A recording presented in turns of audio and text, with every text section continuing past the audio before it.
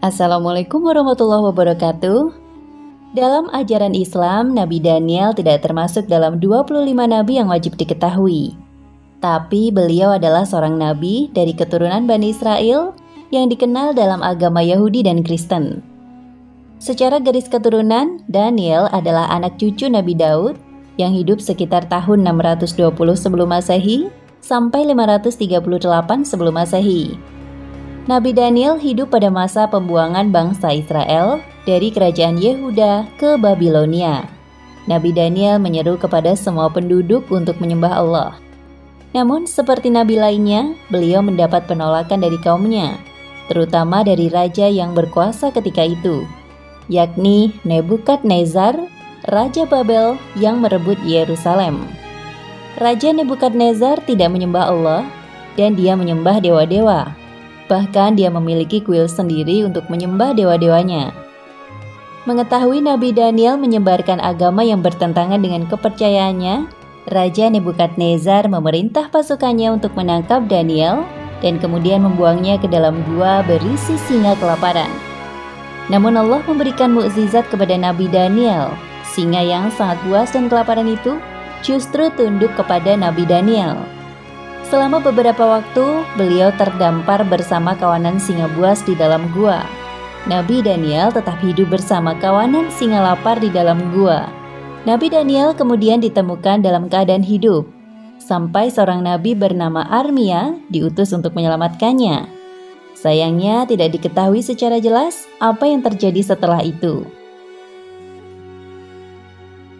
Sebuah makam kuno yang terletak di benteng Kirkuk di kota Kirkuk, Irak, diduga sebagai makam Nabi Daniel. Namun menurut versi rakyat Mesir, peristirahatan terakhir Nabi Daniel terletak di Alexandria, Mesir. Jasad Nabi Daniel ditemukan oleh sahabat Abu Musa al-Ash'ari ketika berjihad melawan bangsa Tartar di daerah Hurmuzan.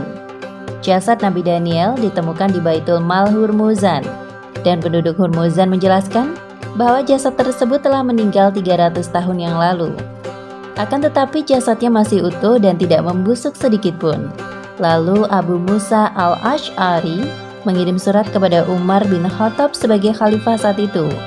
Umar bin Khattab menjelaskan bahwa itu adalah jasad Nabi Daniel dan memerintahkan untuk menyembunyikan kuburnya.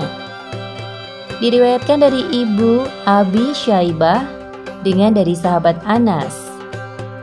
Tatkala mereka, Abu Musa al-Ash'ari, menaklukkan Tustur, mereka menemukan jasad seorang yang hidungnya panjang. Penduduk Hurmuzan beristianah atau meminta bantuan dan meminta hujan dengan perantara jasad tersebut. Abu Musa segera menulis surat kepada Umar bin Khattab. Umar membalas surat, "Sesungguhnya ini jasad tersebut adalah nabi di antara para nabi. Api tidak akan membakar jasad para nabi, dan bumi tidak akan merusaknya. Hendaklah engkau dan salah seorang sahabatmu menguburkannya di tempat yang tidak ada seorang pun yang mengetahuinya kecuali kalian berdua." Kemudian aku dan Abu Musa pergi untuk menguburkannya. Cara menyembunyikan kubur beliau dengan cara para sahabat menggali 13 lubang kubur di sungai. Airnya dibendung sementara, lalu menguburkannya pada salah satu lubang di malam hari, sehingga tidak ada yang mengetahui di mana kubur beliau. Diriwayatkan Al-Baihaqi dalam Dalailun Nubuwah dari Khalid bin Dinar dari Abu Aliyah.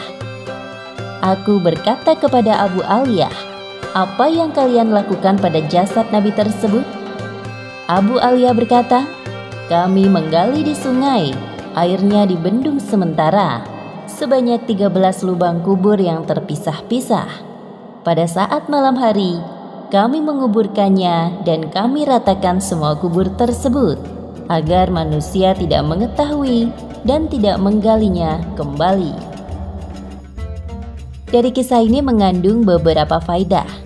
Yang pertama, kuatnya tauhid pada sahabat dan mereka sangat khawatir manusia terjatuh dalam kesyirikan yang merupakan dosa paling besar dan paling dilarang dalam agama.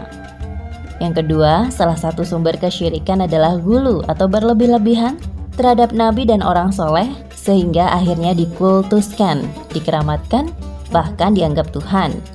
Yang ketiga, para sahabat telah paham bahwa sejarah pertama kesyirikan di muka bumi adalah pada zaman Nabi Nuh.